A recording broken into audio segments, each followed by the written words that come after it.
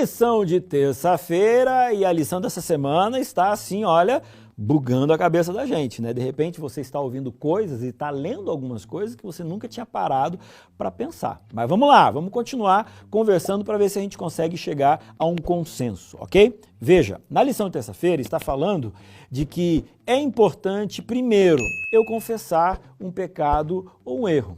Claro, eu chego, eu confesso para quem? Às vezes eu tenho que confessar para alguém, às vezes eu tenho que confessar para o próprio Deus, né? Na verdade é o contrário. Eu sempre tenho que confessar a Deus as coisas e aquilo que eu tenho feito. Semana passada eu falei um pouquinho sobre pedir perdão de forma específica pelos nossos erros, para demonstrar de que eu estou arrependido daquilo que eu fiz. E não simplesmente, Senhor, perdoa os meus pecados de uma forma genérica. Ele quer saber exatamente quais pecados que você está arrependido e que vai tomar uma nova postura na tua vida. Então, a primeira coisa é o quê? É confessar. A segunda coisa que vem trazendo aqui no estudo dessa semana é faça restituição.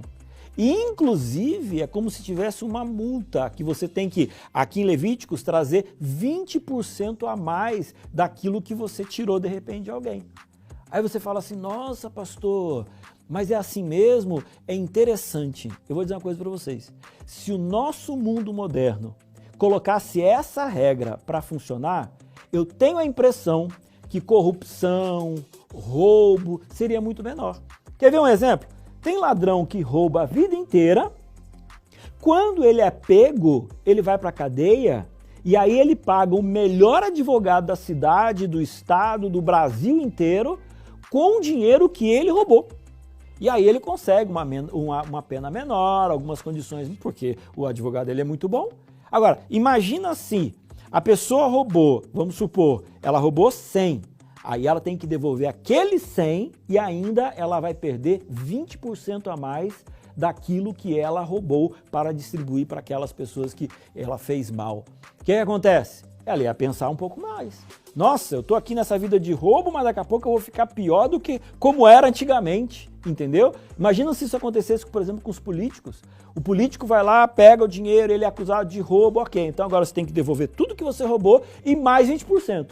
Ou seja, eu tenho a impressão de que essa regra lá de Levíticos, ok, que muitos desprezam, se colocasse no nosso dia a dia, nós teríamos uma sociedade muito melhor, ok? Aí eu quero finalizar com o que está dizendo a própria lição, que fala assim, ó, é por isso que na oferta pela culpa, o único sacrifício aceitável era o carneiro.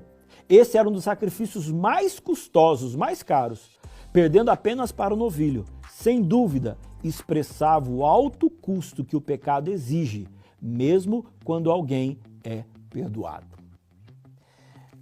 Para um pouquinho, reflita sobre isso. Pode ser que você não esteja concordando muito com o que a lição está falando, mas se é a lição, se é o pastor, então você pode discordar. Mas se é o ensinamento da Bíblia, a gente tem que fazer a reflexão e permitir com que o Espírito Santo trabalhe na nossa vida para que a gente venha se adequar à Bíblia. Não é a Bíblia se adequar às minhas verdades, mas é eu transformar as minhas verdades nas verdades da Bíblia. Ok? Deus abençoe você.